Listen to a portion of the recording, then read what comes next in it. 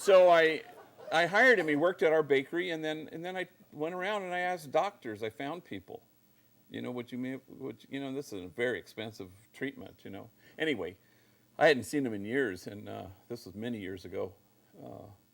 Probably '98 was when we started that, and he came in the other day. He's a security guard at a movie studio, and now there's no trace of the angriest, dumbest moment in his life on his forehead. So, and we're all a whole lot more than the angriest, dumbest thing we've ever done. We have a huge mental health department.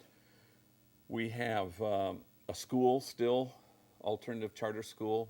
We have any number of curricular things from anger management to parenting to domestic violence certification classes. We have a thing called Baby and Me every Friday from 9:30 to 10:30, where the homies and the homegirls, hundreds of them, bring their toddlers, and they are taught by our counseling staff how to play with their kids. I mean, it's quite extraordinary. You've got dancing and singing and play, a clay dough, like clay making things and art objects, and they have it like always. They have a big kind of multicolored parachute where they put the kid in the middle and do one of these things, and it's really and if you walk in the room, they start singing "Hello to You," and it's quite. They're all with their shiny faces and their smiling faces, and a homie who had gotten released from prison for 2 weeks was working for me. Wanders in and sees this display of laughter and singing and dancing and playing, and goes to the teacher and says, "Can I sign up for this class?" And the teacher says, "Gosh, sure," and signs up. "Do you have to have a kid to be in it?" Which is sort of the idea, but. So I suspect he was a child, but I doubt very much that he actually had a childhood. So somehow he connected in a vicarious way, as I think all the homies do there. So we have tons of services. You name anything that might be helpful for a gang member wanting to redirect his or her life, and we do it. We have our 4 businesses: Homeboy Bakery, Homeboy Silkscreen, Homeboy Homegirl merchandise, where you can go online and buy books and logo stuff. Caps, mugs, tote bags. And Homegirl Cafe, where women with records, young ladies from rival gangs, waitresses with attitude will gladly take your order. So, and they cater. So, and it's really quite gourmet food. My favorite story at the moment happened some months ago now, about 4 months ago, when Oscar-winning movie star actress Diane Keaton showed up for lunch. And she had never been there, brought there by a regular, a guy who's there every week. And her waitress this day is Glenda, who's sort of a been there, done that, been to prison, on parole, gang member, tattooed. She does not know who Diane Keaton is, and so she's taking her order, and Diane Keaton says, "Well, what do you recommend?" And Glenda says, "Well, these are my favorites," and rattles off 3 dishes she likes. And then Diane Keaton says, "Well, I'll take that one there." And then something dawns on Glenda. She looks at Diane Keaton. She says, "Gosh, you look so familiar to me. I mean, where have we met? I feel like I know you." And Diane Keaton sort of deflects it, kind of very humbly, and says, "Oh, gosh, I don't know. I suppose I have one of those faces that people think they've seen before." And then Glenda goes, "No, now I know. We were locked up together."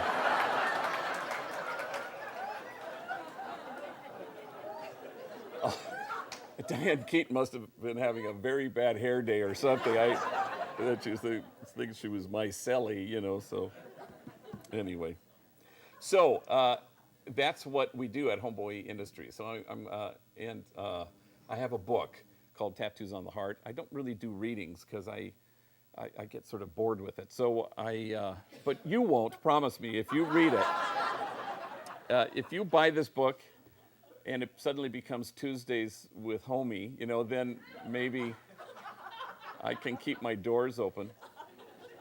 I'm going to ask you never to loan it out or have anybody borrow it. Tell them, buy your own damn book. I had, when the book arrived, about two copies arrive, and we were sitting there, and there were homies in my office, and And I said, wow, this is the book. The book, it's way before the release date, about a month before. And so they were passing it around, and it has all these little nice blurbs. Anne Lamott and Marion Wright Edelman and Carrie Kennedy, and different people read it and said nice things. And one of the people who said nice things was Jack Kornfield, who's a psychologist and a guru and a great man and wisdom figure. And he uses all these adjectives that I will spare you. But in the second line of his blurb, he says, Father Boyle, the Gandhi of the gangs. And I'm humbled by that, and I imagine myself wearing a sheet walking at the salt mines, And so one of the homies there, Pascual, who runs our parenting classes, who's part of his job description apparently is to take me down a notch. So he reads that and he goes, the Gandhi of the gangs, like this is quite an overstatement. And so the next day he emails me and he says, here's a blurb for your book. This book is astounding. Father Boyle is the Sarah Palin of the gangs.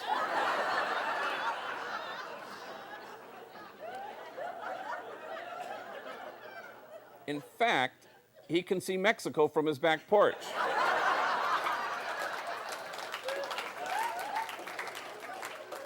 Anyway, I thought it was pretty good. So that will have to await the paperback edition, I suspect. But I'm going to tell you two stories, I think. 2 or 3 stories, I think, and then we'll get into a Q&A.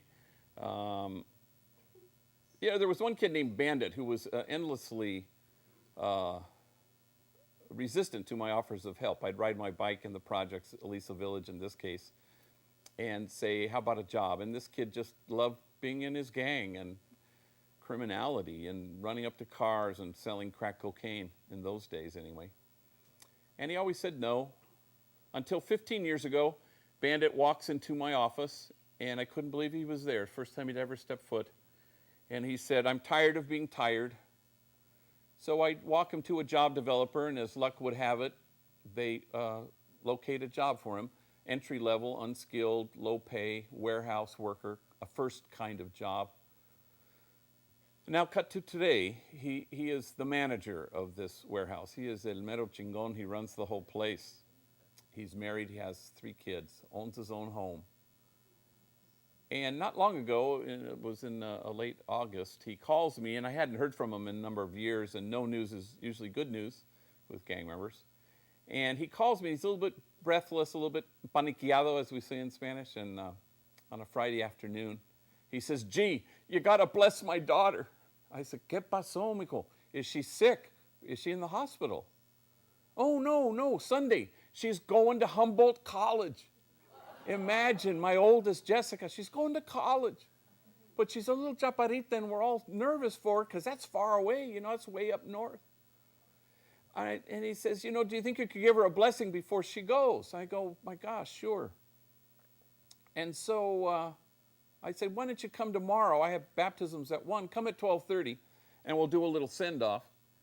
And sure enough, the next day they show up at 12:30, Bandit and his wife and the 3 kids, including little tiny Jessica, heading to college. And so I suggest that we all stand in front of the altar, and I said, let's put Jessica in the middle, and everybody touch her, connect to her, grab her arm, put your hand on her shoulder, touch her head. Everybody touch her and encircle her.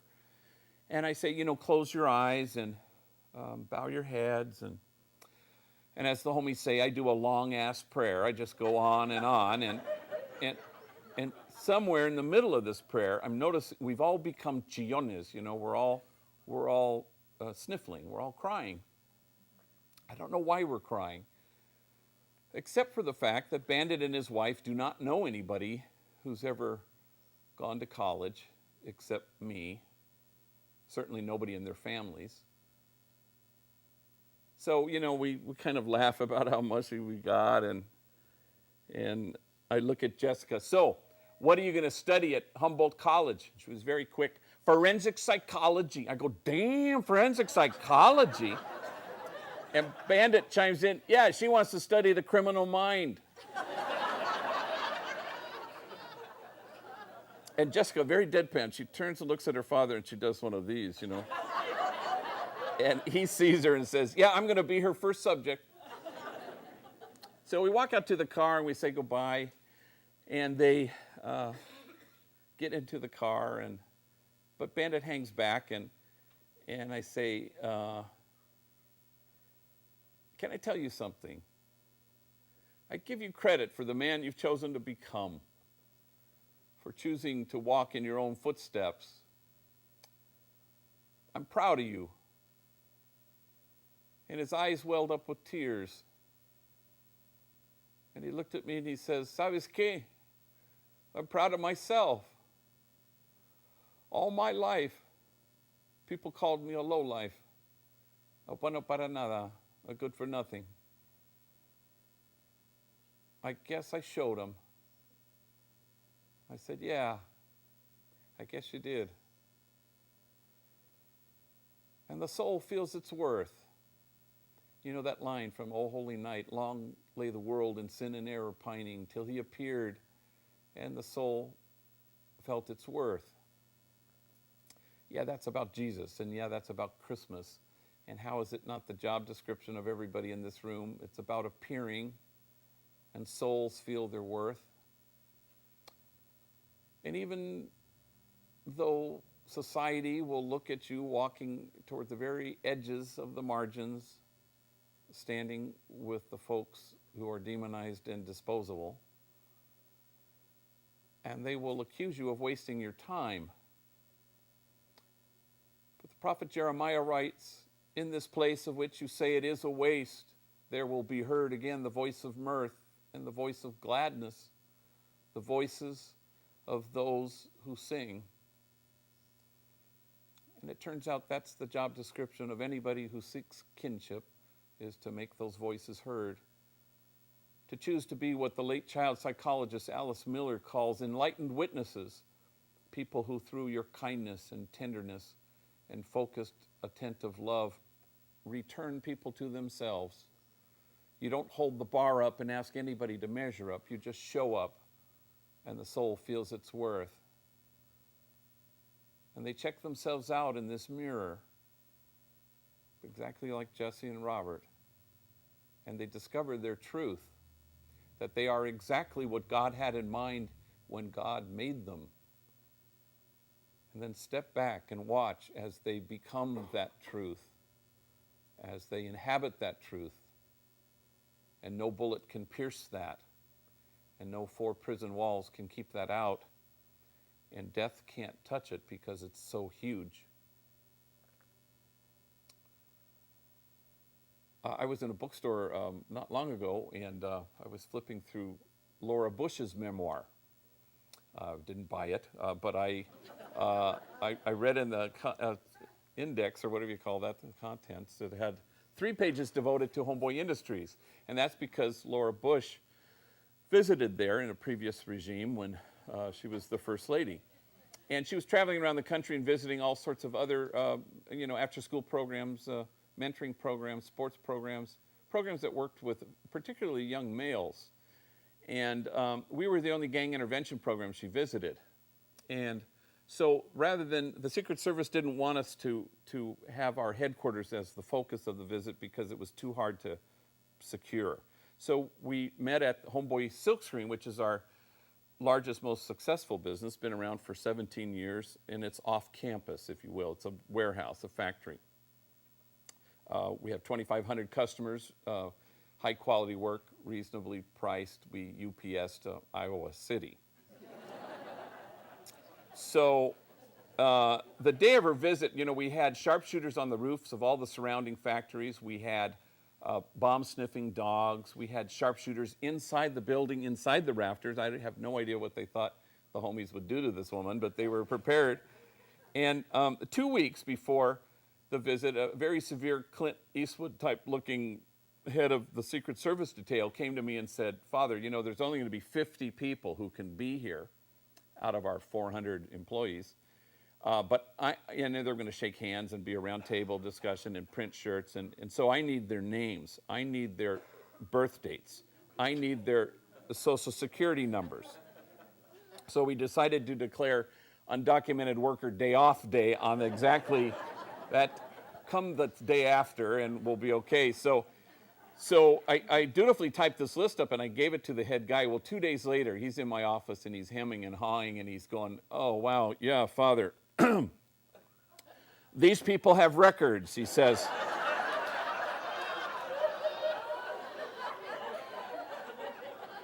As if this news might come as a surprise to me, you know. And I said, at Homeboy Industries, it's sort of the idea, you know. So anyway, I had to negotiate a couple people whose apparently their resumes were too long. So anyway, it went off without a hitch, and it, you know, people just loved the attention and the honor that she would choose this place. Well, about 3 months later, I get a phone call from a staffer of hers, and she says, you know, Mrs. Bush, the First Lady, is sponsoring a conference at Howard University here in Washington, D.C., and she would like you to speak at it. It's Helping America's Youth was the name of the conference. I said, happy to. And she said, oh, by the way, Mrs. Bush would like you to bring 3 homies with you. Now, whether the First Lady of the United States actually used the H word, I can't be certain. But and then she said afterwards, a select group of participants will be ushered, not everybody, but a select group will be ushered into the White House for dinner. Now, certainly crooks have resided in this house before, but it may well be the first time gang members have ever stepped foot in there, you know. So, you know, I went out of my way to make sure that the 3 I picked were, you know, menacing-looking types, just to mess with the White House a little bit, you know. So I picked Gabriel, Gus, and Herbie, you know, older guys, mid-late 20s who'd been there, done that, been to prison and tattooed, etc. So then I said, my gosh, you know, we're going to the White House for dinner. You can't exactly wear size 85 waist Dickies, you know. So we have to get ourselves some suits. Now, so we went to Men's Warehouse. Do you have this out here? You're going to like the way you look, I guarantee it. Yeah, that guy wasn't there. But we walked into the Men's Warehouse in Burbank, and I swear to you, every single solitary salesperson rushes us at the door as if to say, now, how may we help you walk out of our store as quickly as possible?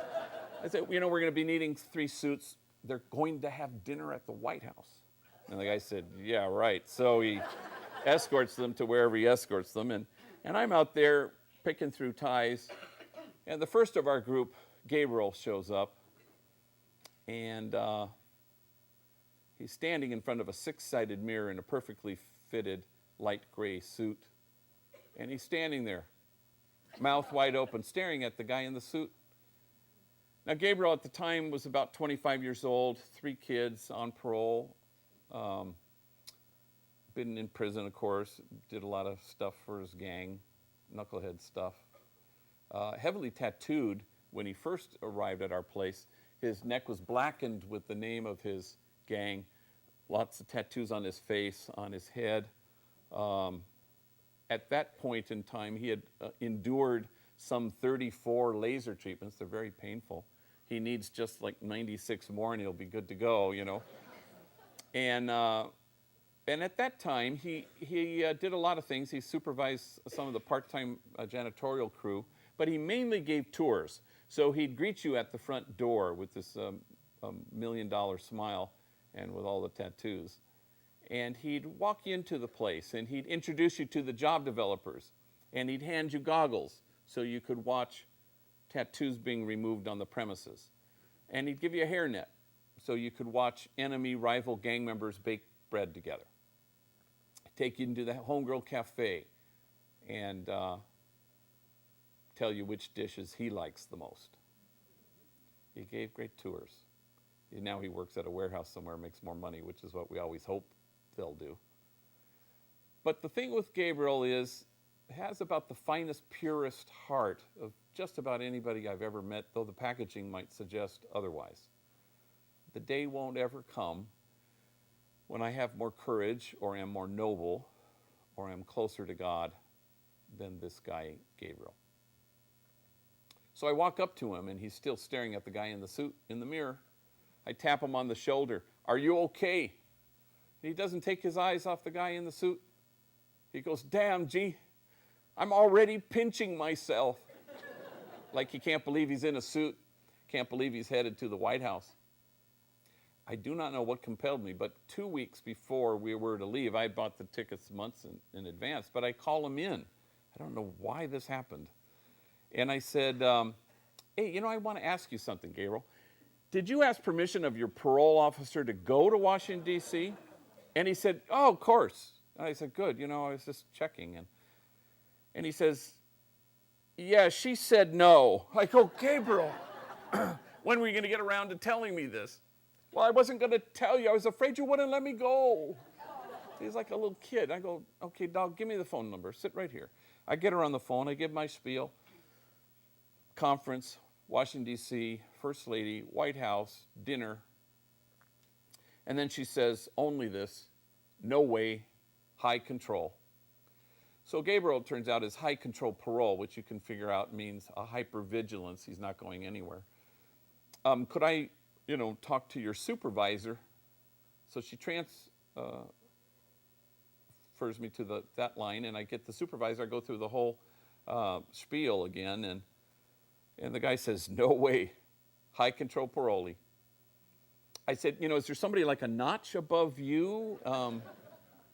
I get sent to the notch guy, and I go through the thing again, and he says, look, this is a high control parolee. He is not leaving the state of California. And they all seem to be having a really bad case of, and Gabriel, who exactly did you think you were that you get to go to the White House for dinner?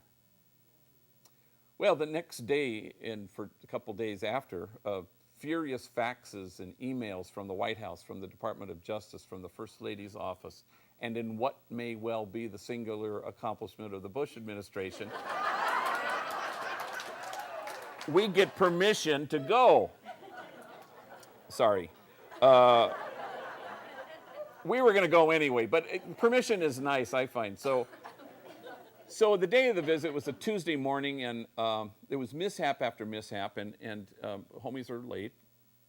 Apparently, they're always late, and so they were.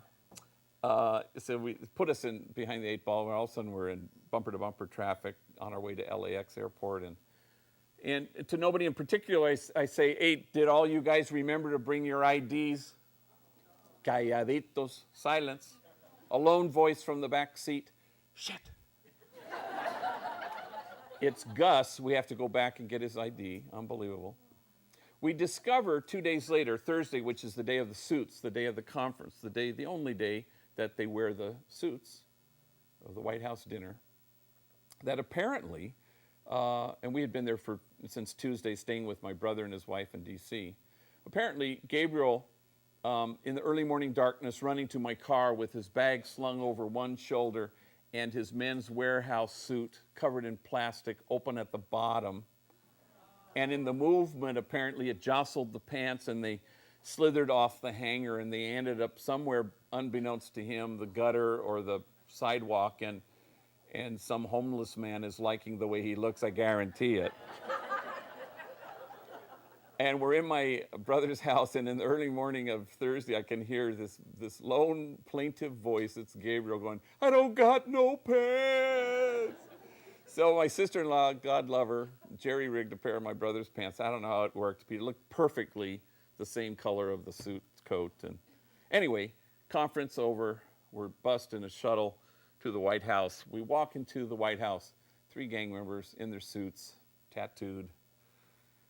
There are butlers walking the halls with trays of long-stem glasses of white wine, and the homies are snatching those puppies as quickly as they can, and we go into all the different rooms, the red room, the green room, the blue room. They all have little elegant combos,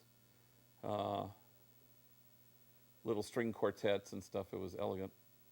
Then we go to the gold room, which is where the food is, and it's just the most incredible display of gourmet, most delicious food I've ever had in my life. I went back like 8 times, and rack of lamb, it was just perfection. A salmon like the size of Wisconsin, it was at pastas and every imaginable kind of food. It was just extraordinary. And Gabriel's standing there next to me, and he discovers these little white potatoes cut lengthwise with the hole carefully bore out in the middle, stuffed with caviar and a sprig of chive. He pops that sucker in his mouth, and spits it out in a napkin. This shit tastes nasty.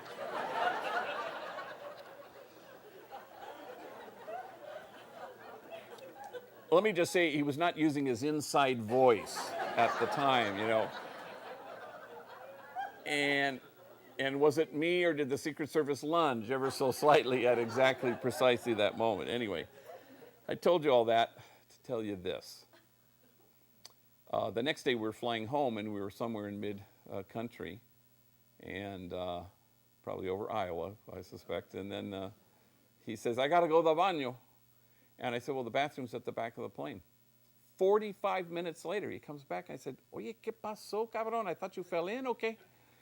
And he said, I was just talking to that lady back there. And I turn around, and I see a flight attendant standing by herself at the back of the plane. I made her cry. I hope that's okay. I go, Gabriel, it might depend on what you actually said to her, you know. And, well, she saw my tattoos, and she saw my Homeboy Industries shirt, and I don't know. She asked me a gang of questions.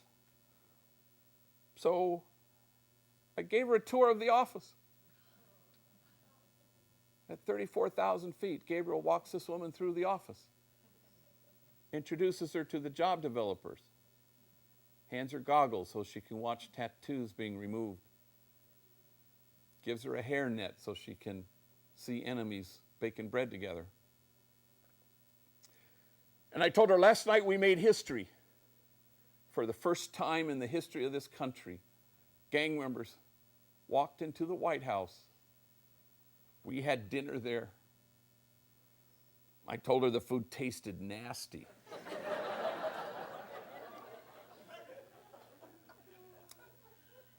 And she cried. I said, well, mijo, what you expect? She just caught a glimpse of you. She saw that you are somebody. She recognized you as the shape of God's heart.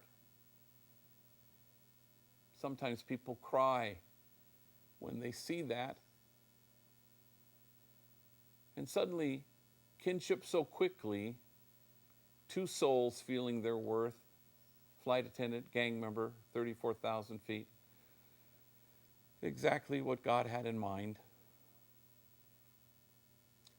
There's an idea that's taken root in the world, and it's at the root of all that's wrong with it, and the idea might be expressed exactly this way, that there just might be lives out there that matter less than other lives. And so each one of us, it seems to me, is called to stand against that idea and to stand at the margins so that the circle widens and so that nobody's standing outside of it. And the world will continue to say what it will continue to say, that such an effort is a waste of our collective time. But in that place of which you say it is a waste, there will be heard again the voice of mirth and the voice of gladness, the voices of those who sing. And so we commit in this hot room to make those voices heard. Anyway, thank you very much.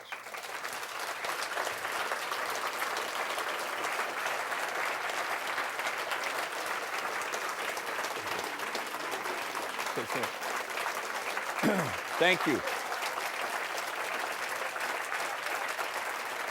Thank you very much. We'll stay right there. Thanks. And even though it's steamy in here, you know, you guys are used to this stuff. No? More or less?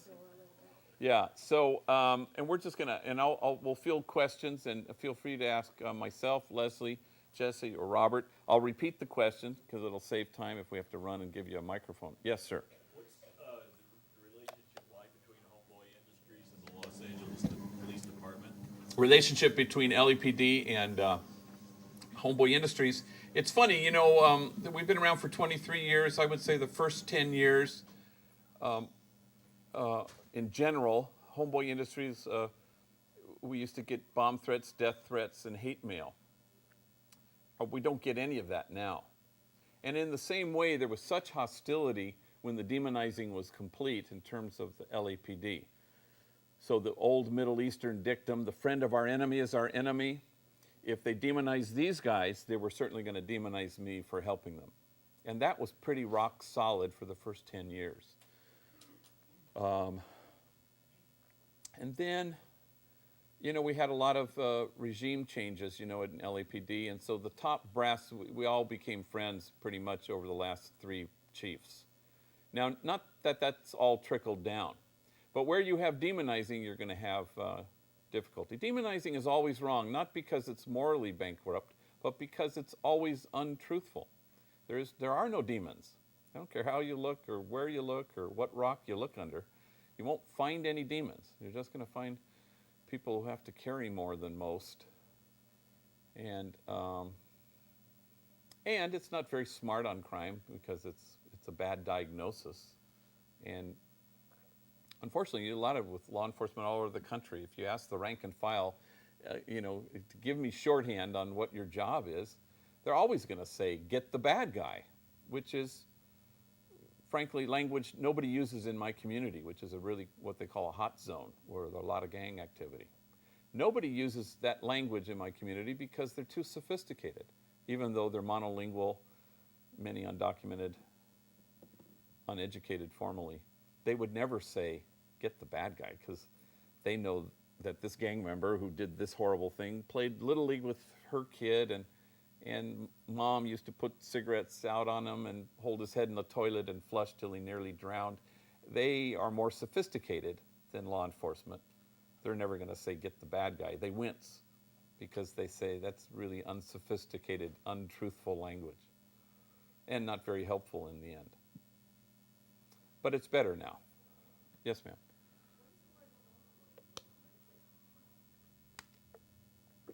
Homeboy. Robert, you want to take a stab at it? It's just a word we use just like a friend, like. Use the microphone. Yeah, we can. The question is, what does homeboy mean? It's a word that we use just to describe another friend. Is this on? I think it is, yeah. Uh, But you have to really yell into it. It's not well, very no, strong. no, it's not on. It's for the home audience, but it's not. Oh, My God, we have a home audience. For the homeboys. hello. They're in the air conditioner. So basically, it's just a way to associate with a friend. Like we all come from. Most of us come from broken homes, and we find each other, and we create this love amongst each other, this kinship, and I think that's where we get it. Homies, homeboys, And people, as you said, you didn't say gang member. You said friends. it's friend. So, and you'll hear it sometimes in LA anyway. Who's your math teacher? Oh, that's Mrs. Lopez. That's the homegirl right there. It's a way of saying this is Fido mi gente. This is a good person. Yes, sir. Father, I want to tell you that I'm trying to learn text too, just like yourself. So I just learned last week DIR, dad in room. So I've got a couple texts for you. HYH, hell yes, homie. So a positive spin. And I'm going to really pay attention to this LAP, long ass prayers. I want to just say thank you. It's, there's a few people who really influenced me. Understanding Jesus' compassion. One is my grandmother. 2 is actually a very young Jesuit priest at USF. 3rd is actually your book. So thank you. Oh, you're very kind. Thank you.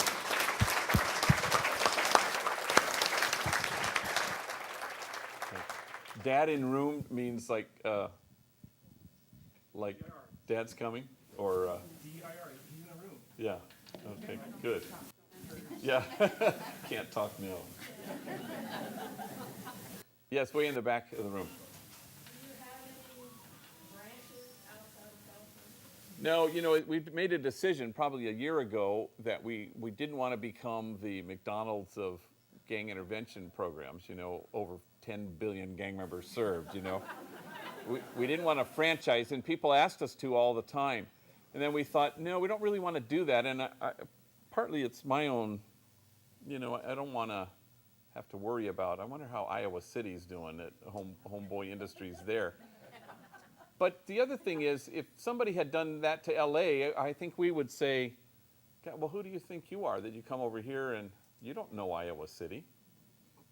And so we liked that principle, which is one of the reasons Homeboy Industries works is it was born from below, from the people, embraced by the people. And LA is not any other place. So consequently, we offer what we call technical assistance. Right now we have two homies, Tintin and Fabian, are in Pritchard, Alabama, a place we've had a relationship with for a while, very poor community. Wichita, Chicago, a delegation came recently, Newark, Spokane, Washington. And then we had Denmark, of all places. I wonder what their gang problem is there, but they came and spent a week with us, and so did Uruguay. These are all, community people, elected officials. And then they pick and choose, and they get the idea of what's happening at our place. So principally, Homeboy Industries is a therapeutic community. You get held there. And in psychological terms, every gang member comes from a place of what you might call disorganized attachment. So we engage in attachment repair with, as I always say in the book, a no matter whatness. We will not, no matter what, we're not going to turn our backs. It's sort of an unconditional love and acceptance.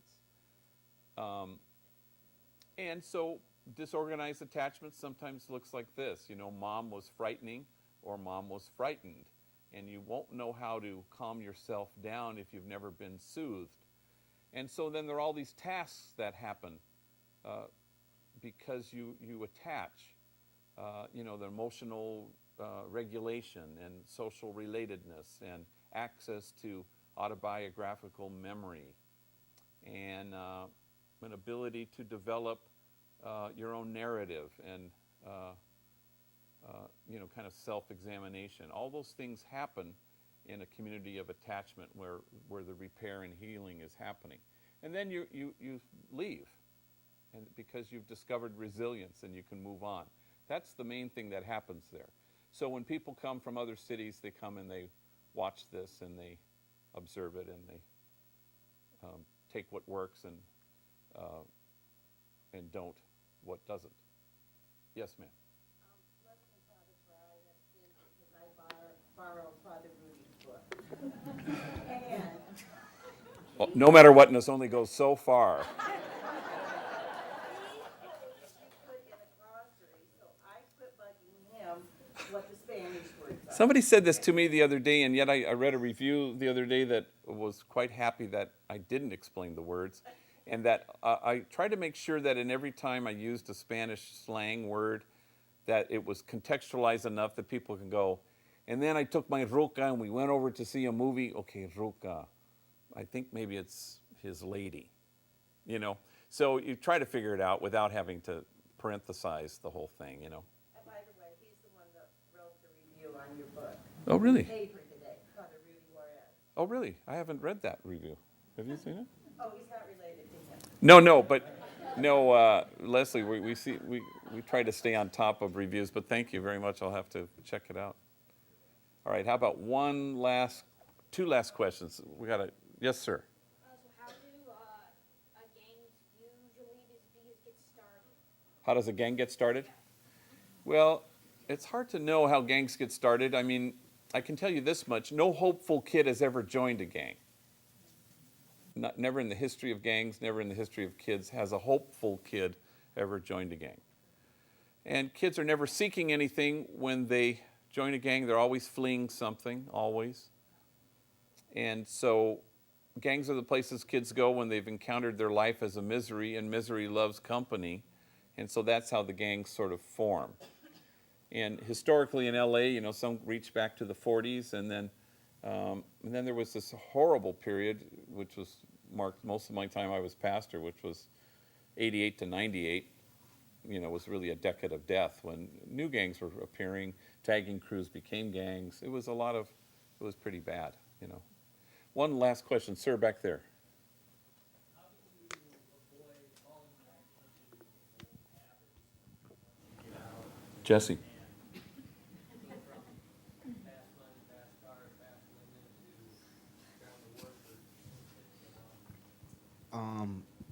Um, basically, The question is, how do you keep from falling back? yeah, to fast basically living. it all falls down to like what are you gonna really do with yourself for the future? Like what are you doing for your family? Like how are you trying to change your own way, you know? So like for me it's basically like I'm trying to move out of there to become somebody better. So it's like you either want to be in jail or either you want to be dead. So, you know, to me that's what it really was. I think I'm going to stay here and sign books, and feel free to come and chat. And thank you all very much.